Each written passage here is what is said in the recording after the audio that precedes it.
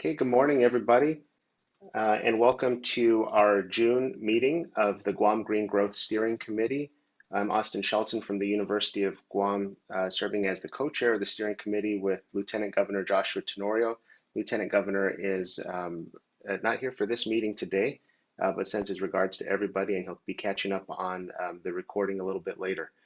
So today we are going to move forward with our monthly meeting to have our normal uh, updates from the steering committee co-chairs, which will be myself presenting on that today. Then we'll hear from Cameron Kitagwa, our Guam Green Growth Action Framework Coordinator, followed by the team leads of all of our categories of action, such as healthy and prosperous communities, educated and capable communities, and so forth. We'll get the updates on how we continue to progress on the Guam Green Growth Action Framework, which is our most comprehensive action plan ever created for our island to achieve a sustainable future. And then a little bit later in the meeting, we're going to hear from a guest presenter, Mr. Francois Rogers of Blue Planet Alliance, who will be speaking about some of the activities that the Alliance is leading for World Oceans Month. So we're excited to hear about that and how Guam is partnering through our efforts in the Sustainable Alliances category, which Melvin is a team lead here today to talk about as well. So I'm going to share a few of the steering committee co-chair updates, as I mentioned, for this June meeting, and I'm going to start with what we've been doing with our workforce development efforts. So as our steering committee is aware, we have our Guam Green Growth Conservation Corps in progress. This is our second cohort. We have 12 members in the workforce development program doing different things in agriculture and aquaculture, invasive species removal, renewable energy. So these are just a few of the activities they've been up to in the past month since we last met in May for our steering committee meeting. So this, in the past few weeks, they've done things like get training on green roofs. So we have a few of these around the campus here at the University of Guam as an education model. These just happen to be slingstone shaped, where you can plant different water resistant or water hardy plants that could be up there on top, even some vegetables such as kale and lemongrass. But they have been learning how to establish and maintain these green roofs to cool down the temperature quite a bit on your building below.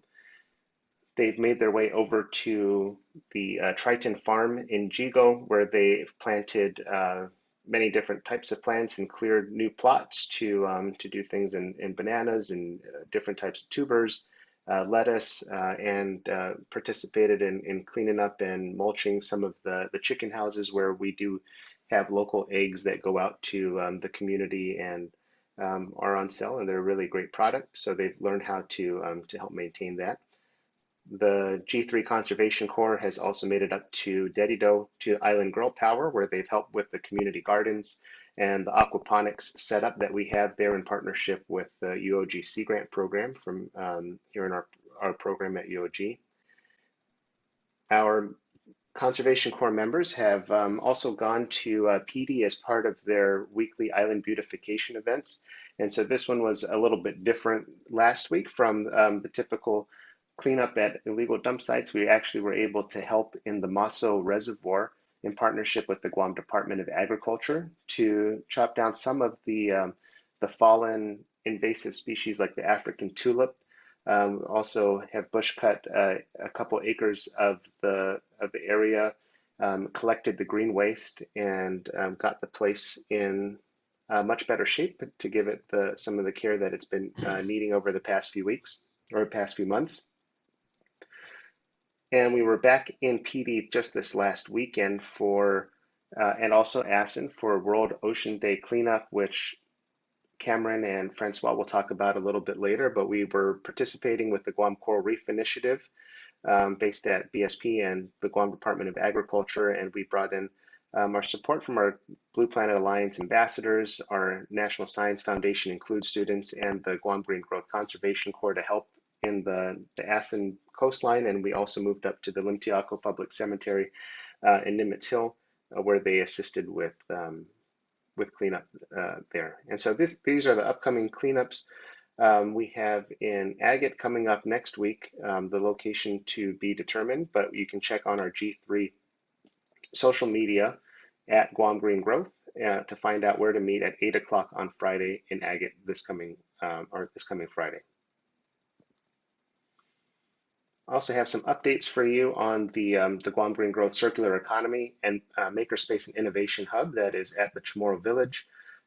It remains to be open and active with all of the power tools and equipment such as laser cutters and CNC routers. We recently had a few workshops like we do every month. This month where it was a bamboo making workshop using some of the power tools and the that you can use on loan as a member of the makerspace. But the great thing about doing a bamboo workshop is that the bamboo are actually invasive in most of our rivers. They clog up the river, and when a heavy rain comes, it can blast out the river banks, those riparian areas. And so we want to find uses for bamboo, and this was one way to make some bracelets and earrings. We had an active group there with lots of training, and hopefully turn it into a marketable business using these invasive species. We also had uh, the laser cutter workshop, so there was some training in this because a laser cutter is actually a very terrific piece of equipment. If with a few hours training and a few hours tinkering, you can in just a short time, in an hour or two, actually make $1,000 or $2,000 worth of retail merchandise, depending on what you like to create in that area. So that's a really exciting opportunity for growing a green industry. If anybody out there is interested in sending your friends or family or yourself to become members in the makerspace, this is a great way to do it. And we continue to have our plastic recycling drives. If you'd like to schedule a time to bring your plastics 2 and 5 to the makerspace where it can be shredded, we also upcoming this month, there's a flower lay workshop, laser cutting and engraving introduction, and another bamboo workshop. And so we continue to welcome lots of guests into the makerspace, and you're free to schedule one with Miracle Mogul, who's on the call here, our G3 Circular Economy Coordinator. We recently had the AAUW group, the American Association of University Women, who've learned about the makerspace and its uses, and will be helping to drive more memberships in there.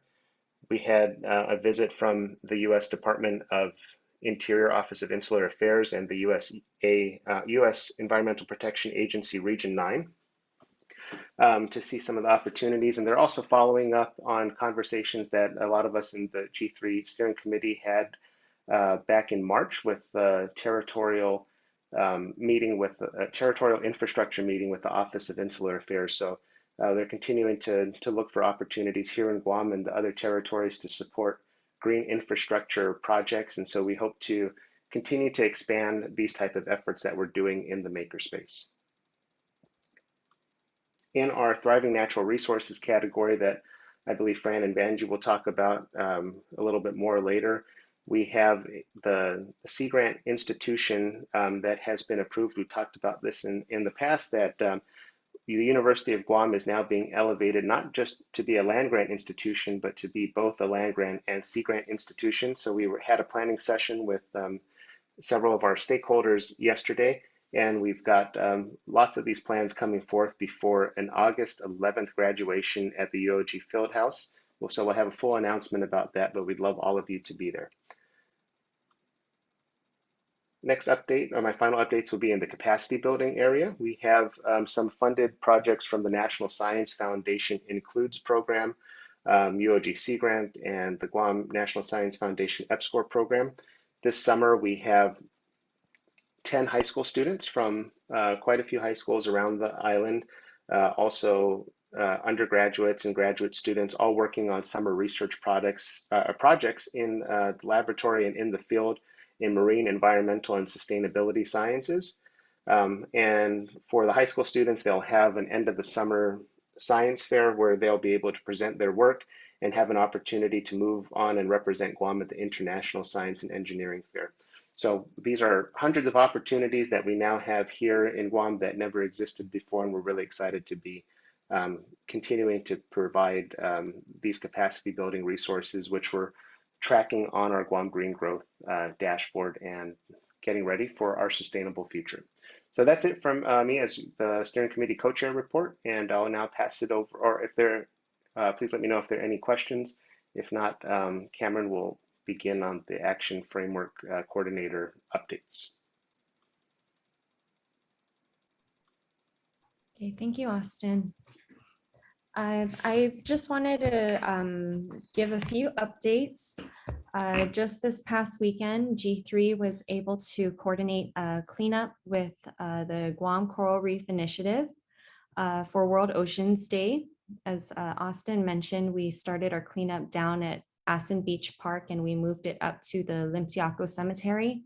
We had a really good turnout for that cleanup. Our team was able to fill up a 25-foot container full of trash and other waste. So I just wanted to mention that the cleanups are really good for our community because they really urge people to start talking about the issues and what can we really do to solve it. So I know that cleanups could be an immediate solution to the issue, but I'm committed to discuss with our team other ways that we can address illegal dumping and better waste management in our island. Another update I had was I had sent out the action framework matrix to each of the working groups. So I would hope that everybody is working on inputting their updates. If you have any questions or if you require any assistance when working with your matrix, please reach out to me. You all have my contact information. So like I mentioned, reach out to me and we'll see what we can do to move forward and progress with our action framework. That is all for my updates for now. We'll move on to the updates from our working group co-chairs. So if I can call on the team lead for the Healthy and Prosperous Communities, Ms. Lola Leon Guerrero. Hi, good morning, everyone. So I'm reporting on behalf of Mel and myself. So we have two updates. Department of Agriculture reported they have seen an increase in the number of people who are farming since the pandemic and reported the number of bona fide farmers registered with Department of Agriculture since 2020 has increased from 375 to 798. And then to address the Healthy Prosperous Community 2.4 goal to reduce obesity and the risk of chronic disease, and the action item to implement new or upgraded park or facilities amenities, there have been several groundbreaking ceremonies held to construct or renovate the existing facilities. So in May, there was two groundbreaking. One was on May 2nd, and that was with the new covered gym in Meleso, and then the new open Dedadu outdoor gym, and that was held on May 17th. Recently, on June 7th, there was a groundbreaking ceremony for the Ganya Heights Gym and softball field renovation project. All of these projects was made possible with the U.S. Department of Interior Capital Improvement Project grants. And that's all that I have to report. Thank you.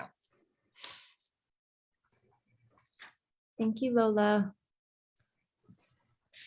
Are there any questions for Ms. Lola Leon Guerrero? Okay, we'll move on to the next working group, which is the Educated, Caring, and Compassionate Island. Dr. Okada. Yeah, so first I apologize. We don't have any power here on campus. I'm running off my hotspot, so hopefully I don't drop off. But anyway, so the Educated, Capable, and Compassionate Committee has met, and over the past several weeks, you've been probably seeing all the graduations that have occurred, not only in secondary, but in post-secondary. There's a lot of activity since the last framework was updated. And so we are working with each of the individual partners to update. There's a lot of new information that needs to be populated onto the template. So we'll be working on that with the next through the next couple of months. We won't be meeting, I believe, the end of this month. We won't be meeting this month and July. so that, lots of folks are on vacation, but we will be continuing to work to update the framework. So we should have, some really good updates in the next couple of months, and see where we are in terms of the benchmarks and any areas that we need to update based on the short-term goals, long-term goals, and the additional funding that each of the institutions or organizations have received, and what the impacts of those funding, impact of that funding has been. So we'll have a really good update by our in the next couple of months. And that's all I have, unless anyone has any questions.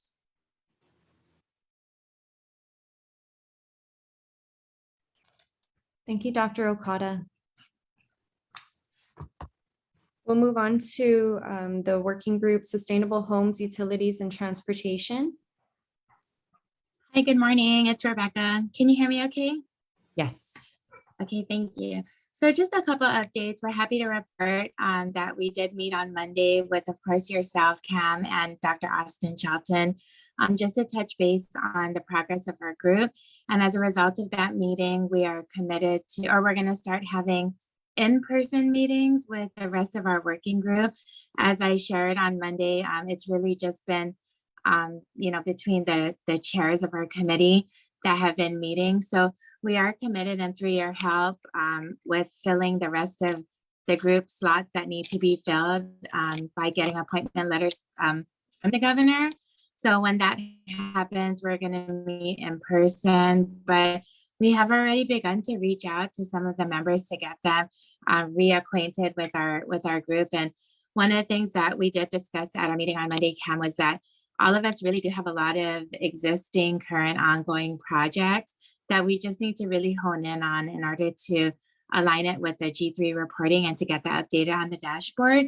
But one of the main updates that I do have to share would just be that we are currently working on the update of Guam's strategic energy plan, which hasn't been updated since 2013. And one of the really important things about that is the reestablishment of an energy task force.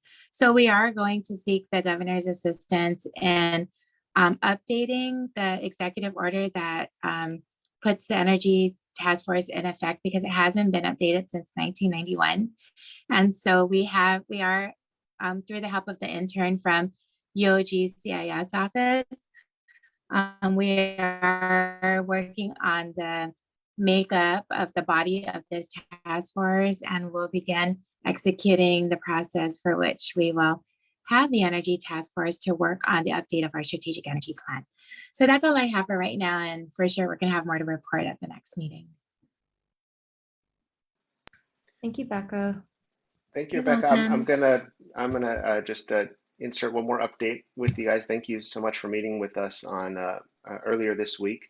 I wanted to introduce our new Navigating Home Fellow that's based at your office for this summer.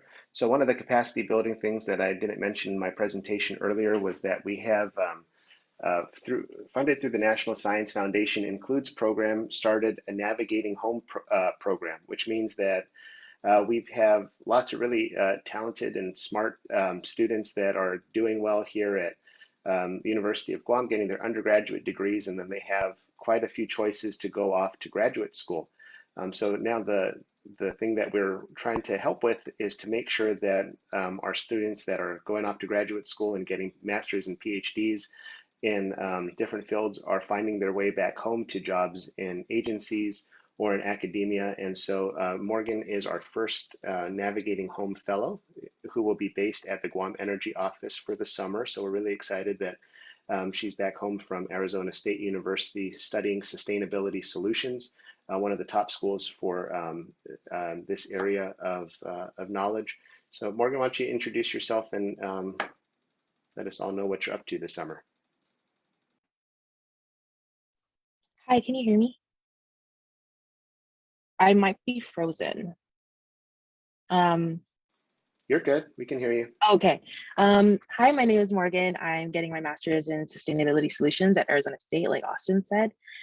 He brought me on to help do the strategic plan, help update it.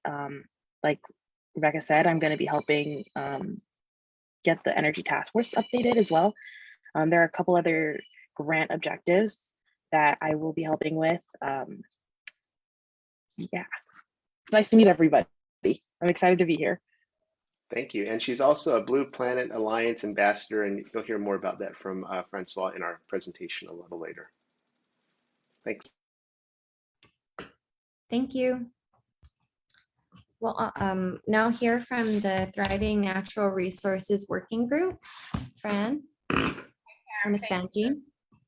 I'll be reporting for our group today. So half a day, everyone. We're pleased to report, as Austin had mentioned, that we had the Sea Grant listening session yesterday with key partners and stakeholders to obtain their input that would help support our 2024 to 2027 strategic plan for Sea Grant. And we're also going to be incorporating the efforts of Guam Green Growth into our focus areas.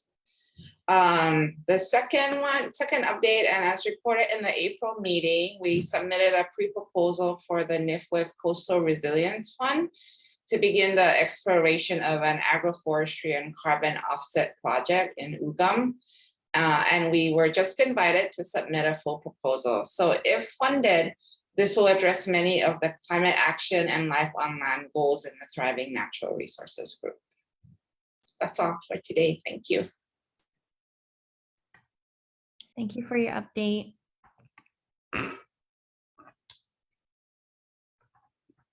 Now I'll ask somebody, now I'll ask Melvin from the Sustainable Alliances Working Group, if you can give your update. Hafidi, we have been focused primarily on our research projects. Our update is pretty brief. We were able to identify the research assistants that we'll be hiring through the grant funding. We're just waiting on UOG to complete the processing, and we'll start meeting and actively doing the research in about a week or so. These research assistants will be deployed on the couple of the different research-based projects, including the federal and international clearinghouse document, so to speak. It's basically like a universal document that we can use to identify all the different organizations that we are affiliated with, partner with, and also to create a unified stance and approach that protects some of our consistent stances by the government of Guam in regards to sustainability when we engage these organizations. We were supposed to be out at the Commission on Decolonization was supposed to be out at the C24 today, actually. Today was the scheduled session for Guam on political status. However, we were not able to secure a flight out to UN HQ in New York, and so we weren't able to make the trip. I did send a letter of some recommendations to the committee chair, but likely it will not be heard or included on the record. Usually you have to be there in order to be acknowledged and included. But we were able to attend by invitation from the UN, the Pacific Regional Seminar in St. Lucia. And so a lot of what we requested in the letter that I sent recently was a part of that testimony that I delivered on behalf of government of Guam. And then they also invited Dr. Michael Bavakwa as the content area expert. He was invited separately, but he did also provide some important updates to the committee. We're hopeful that it'll be included in the draft resolution or the draft resolution that'll go to the C4 in October.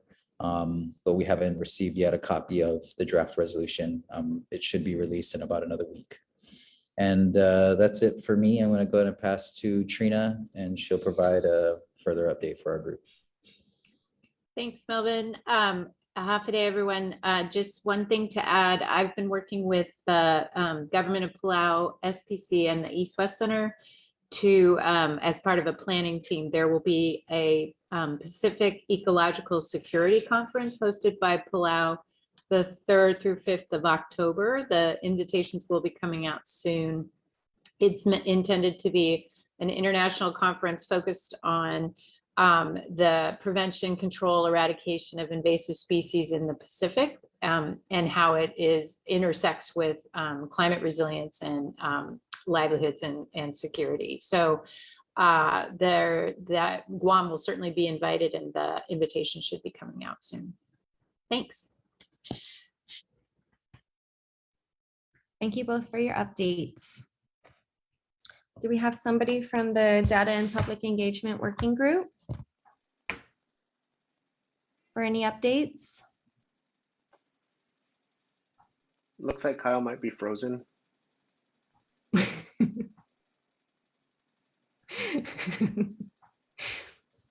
Kyle, do you have any updates for your working Sure. group? I do. I have some great updates. We've been working, and of course, a big shout out to Ms. Anani Analta. She's been doing a lot of great posts for us on social media.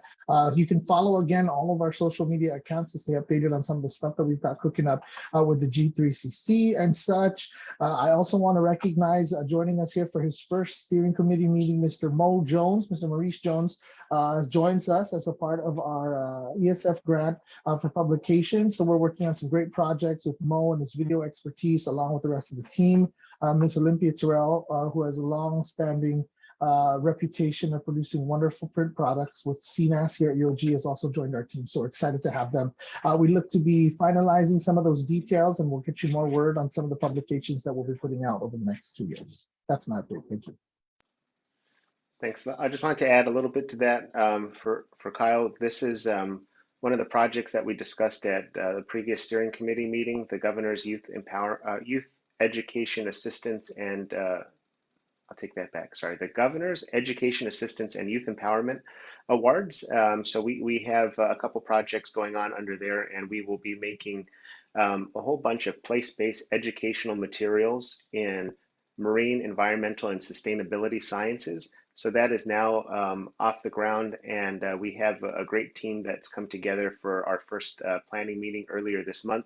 We're going to have a full strategic plan developed for July that will inform the next 2 years of creating these magazines or journals around different topics of sustainabilities and the SDGs, and we'll be feeding lots of materials like curricula, lesson plans, videos, books, and we'll be curating all of that in an online library to use for free in at your home or classrooms for K through 12 and college students, to make sure that we have more information about place-based education, things like tropical environments versus deciduous trees and evergreens and things like that. So we need to have a nice balance of the education together, and so we'll be making that place-based education.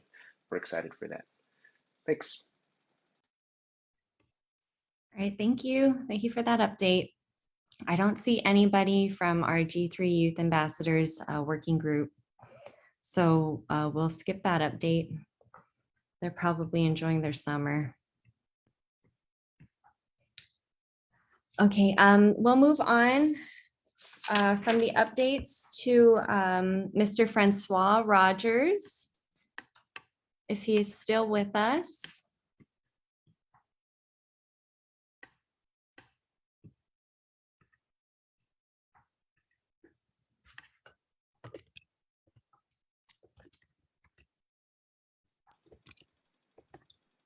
I see that he's in the meeting. He was in contact with me as it was starting.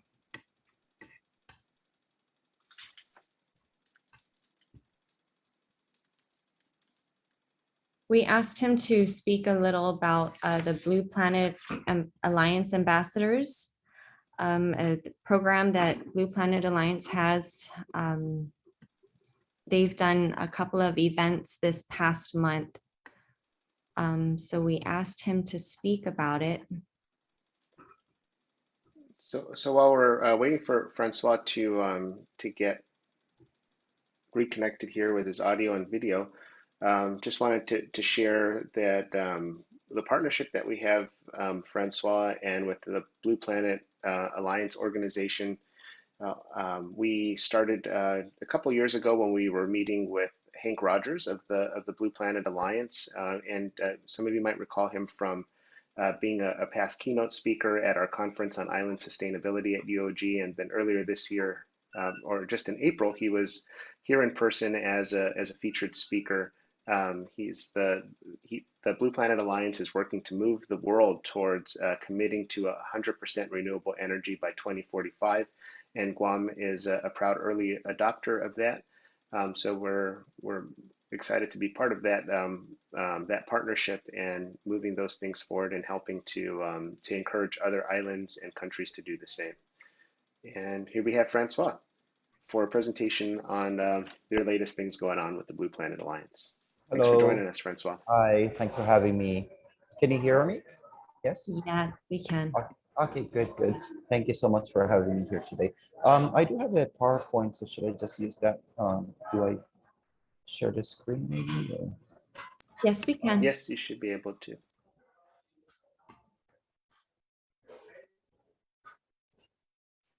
Okay, well, can you guys see the screen?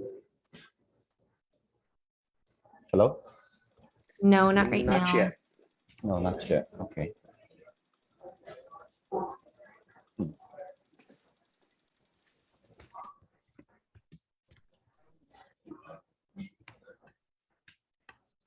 Hmm. Share screen, please.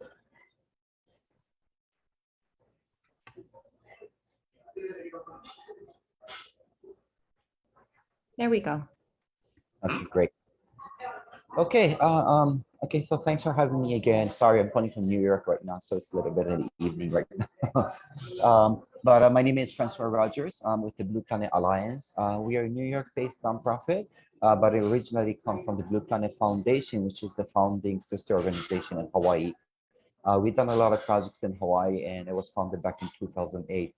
So the Blue Planet Alliance is basically a continuation of the legacy building process where we're trying to grow what we've done in Hawaii and trying to replicate it with the rest of the world.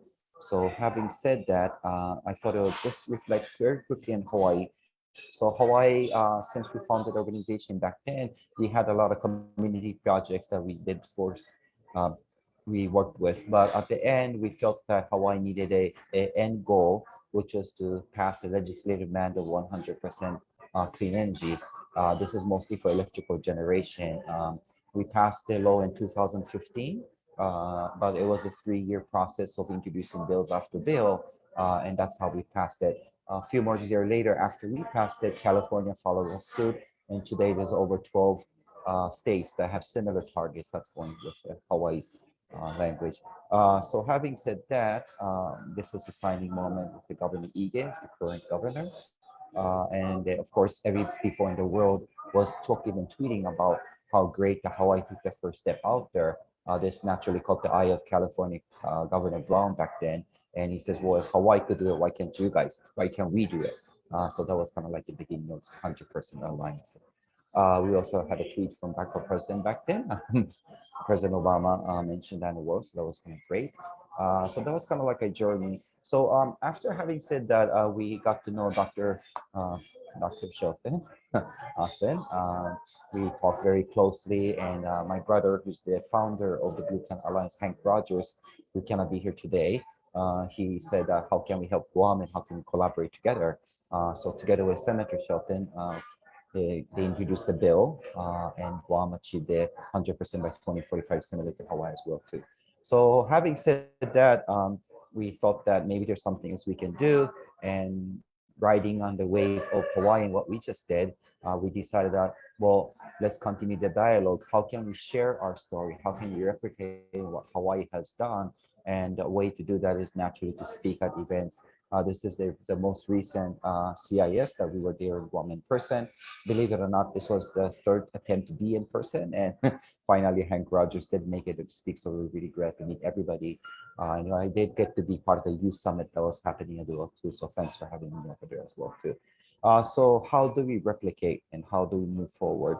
Our goal is not to just have a leader say that we're going to do this. It has to be legislatively mandated. I think that's the key here, so that the process continues on within the government.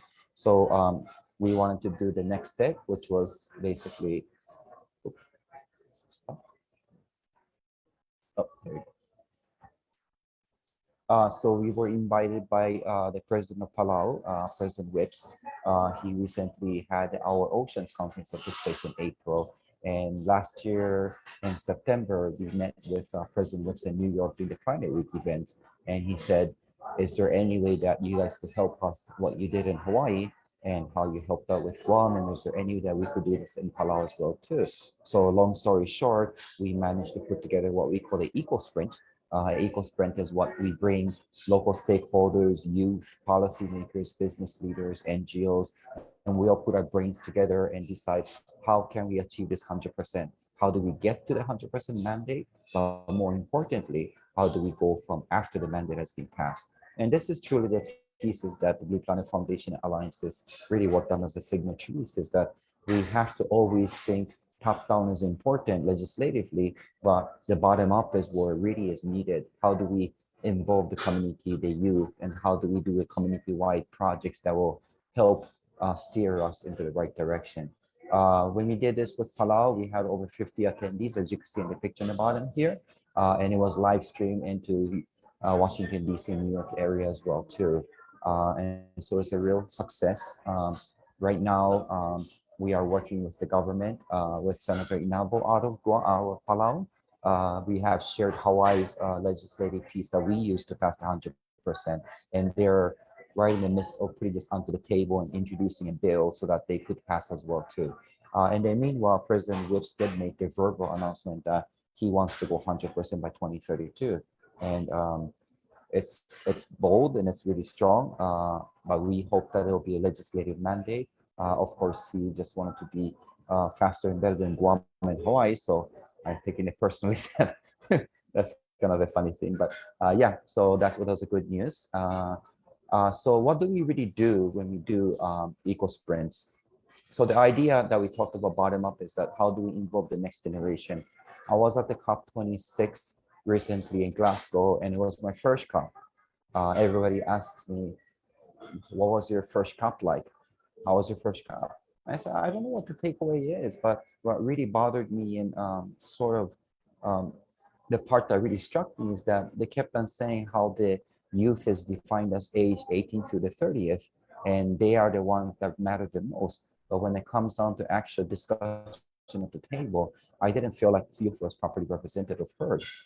So I think that's the part that we always work and focus on. Like, how do we make sure the next generation of kids, as you see in the picture here, how do they become the next driver in the driver's seat? When do they take over? And in 20 years, if they are going to lead them, we have to better prepare them today. And that's truly what the core of this ambassador program is. While we were in Palau, we were able to nominate 7 new ambassadors. And then we recently finished our Oceans Week in New York, and now we have 12 ambassadors in the island of Manhattan, which is New York actually. And then more recently, I know Morgan's on this call right now, but Morgan agreed to be the first Guam ambassador. So this is just the beginning.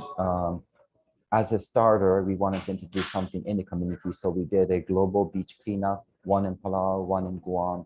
Thank you, Austin, for helping out entire team. And so we also had one in New York as well too. So this was Palau, and this is of course Guam. You might recognize some of your friends in the picture. And so this is something. So we also had the New York thing that happened. I'm sorry I couldn't load up the pictures acting up. But why do we do and how do we do this? When I worked in the foundation side, my job was to work with the students, work with community-wide projects. We done everything from doing a blue line project, demarcation of the 1 meter sea level rise projects all over town, or even having children illustrate the future of the 100% and plastered onto a brand new electric bus that the city just rolled out.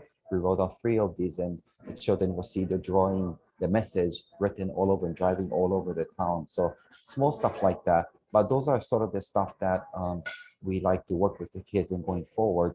I also had put together a student energy summit that's over 300 kids throughout the entire statewide, which is public school, private school. And the goal is that how do they collectively come up with a design thinking process where they're actually inventing a community project that they want to implement in their city. For instance, the kids from Lanai will fly out and now they have a concrete plan that they're going to implement in the first 90 days. And those are some of the takeaways. But everything that we talked about, everything that we do right now is about how do we make them to be critical thinkers as young people, starting in middle school all the way up, and how do they become leaders into the world, better prepare them. And if we are providing a platform for them to exercise their right to, claim for the future, then this is the moment that we want to engage with them and sort of introduce them. So our goal is, along with the Eco Sprint, we will be visiting different islands in the Pacific and the Micronesia. Sorry, it's actually Micronesia, then Pacific, then it becomes Caribbean. This is the order that we're looking at right now. So we're in the middle of talking to different government leaders. We'll be in Lisbon at the end of the month. We'll be Climate Week in September, New York. And everywhere we go at the United Nations, we'll be meeting world leaders and asking them to invite us so that we could help you create a youth program for every place that we go. Ultimately, we're looking forward so that Morgan, who's going to be finding more youth ambassadors in Guam, will be working side by side with every islands and every countries around the world, because the intention of the goal behind Blue Planet Alliances is to make sure that every country in the world has a 100% clean energy mandate goal, and that's where we want to be at. So that is the youth in a nutshell, and our organization in a nutshell. So thank you so much for having me. Hopefully that was useful information. Thank you so much. Thank you so much, Francois, and thank you for all of the great work that Blue Planet Alliance is coordinating, and thank you for including and engaging with us here in Guam. Does anybody have, from our steering committee, have questions for Mr. Rogers here?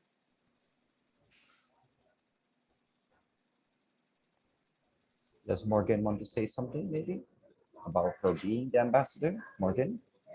I always put her on the spot, sorry. Oh yeah, we did that to her earlier in the meeting, but Morgan, you're free to come back on. A little more pressure if you want to add. Just one thing I didn't add is that Morgan actually Hi, everyone again. She participated in the global panel that had Palau, Guam, and New York kids be part of it during our Oceans Week. So Morgan, thank you so much for doing that. Maybe you want to share a little bit about your experience or what you plan to do this summer? What I plan to do this summer. Hello, everyone again. My internet's unstable, so I will be keeping my video off. I am currently looking for students to join. So I have a couple of high school and a couple of undergraduate students in mind that I've talked to, and I'm getting them interested. So I will be sending out emails to people. I guess I will tap on Cameron to see if she has any contacts with you guys, and you have any suggestions for students that might want to join. We're accepting all. I'm excited to do this and get this going. Yeah, thanks, Morgan. And if anybody has some suggestions or nominations for other Blue Planet Alliance youth ambassadors, please let myself or Cameron or Morgan know, and we can get them up to speed on this. We have a lot of amazing youth that are G3 youth ambassadors or people in the Guam Youth Congress. So we need those who are most interested in this 100% renewable energy goal to spend a lot of time on helping our island get ready for this, because we are creating a roadmap plan to 100% renewable energy with Rebecca Respicio and the Guam Energy Office that Morgan is helping kickstart this summer as her project. So we're going to need a lot more coordination and education awareness about this, and we're really happy to have the support from the Blue Planet Alliance to be giving us some expertise when we need to call on them. They can help facilitate that for us. So we're appreciative of that offer from being part of this. Thank you so much. So now we'll move into the open discussion part. We have a few minutes remaining. If anybody would like to bring up a topic or still ask any questions for Francois, we can do that now. Anything else going on this month or this summer that we should be aware of? Maybe I'll call on Dr. Jensen, if you don't mind, since you've made it to our able to make today's meeting. If you got some updates for what's happening over at Weary.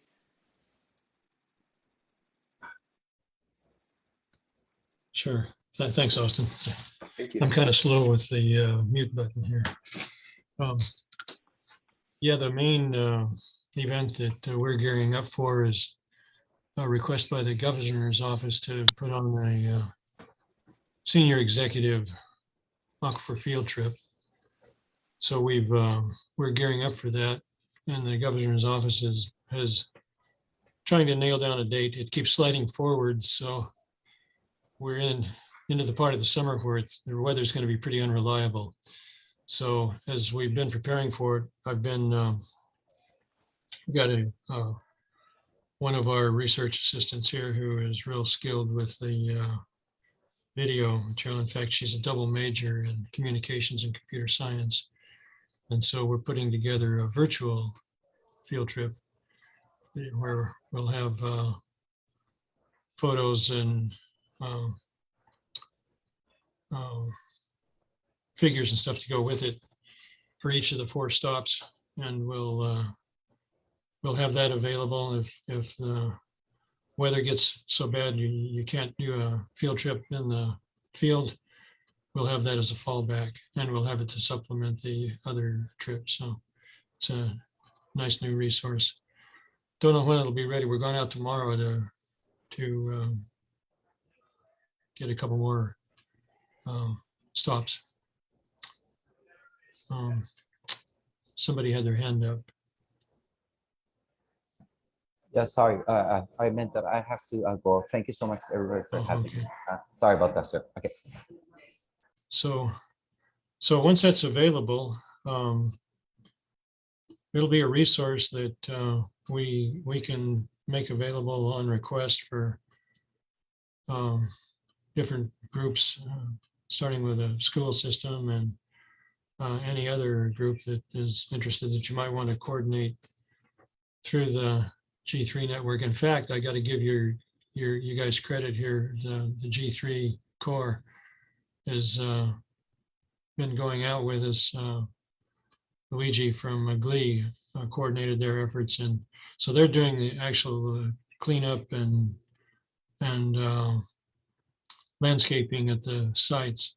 All the weeds that grow up make it impossible to go up and photograph these features. So they're clearing out the vegetation and cleaning up the sites for us, and that's been a real asset. You got a team of people swinging machetes and picking up trash, and in 20 minutes they can do what it takes a couple of people half a day. So it's a real great asset, and I appreciate the making those available to us. Yep, and thank you for that, and thanks for giving them the training and education on the aquifer. Yeah, so hopefully they're you'll have some seats available for our G3 steering committee. If anybody would like to join, I highly recommend the aquifer tour with Dr. Jensen. Really can learn a lot from the different sites that you'll be able to visit. yeah, thanks. Yeah, we're eager to get it plugged in. You guys have such a great network for getting the word out, and this is a resource that should be utilized rather than just left waiting for people to knock on our door. So you guys got a great network. Well, thanks very much, Dr. Jensen. Steering committee, any other questions or updates before we adjourn for today? Okay. If not, thank you so much, everybody, for your time. We have our next monthly steering committee meeting on July 20th at 10 a.m. And the Lieutenant Governor has informed me we are ready to go back in person. So we're just going to confirm if the large conference room at Adelup will be available again, July 20th, 10 a.m. For our next steering committee meeting. And we'll try to have a hybrid option. So for those of you that can't make it in, but be great to get back together in person. And we also encourage you, as you have your working group subgroup meetings, to please try to have those in person and get everybody back in to the regular schedule of having one group meeting and then reporting back to our steering committee here as a whole during the third week of every month on the Wednesday. Okay, thank you so much, everybody, and we're now adjourned at 10:54. We'll see you next month. Bye, everyone. Be safe. See you soon. Adios.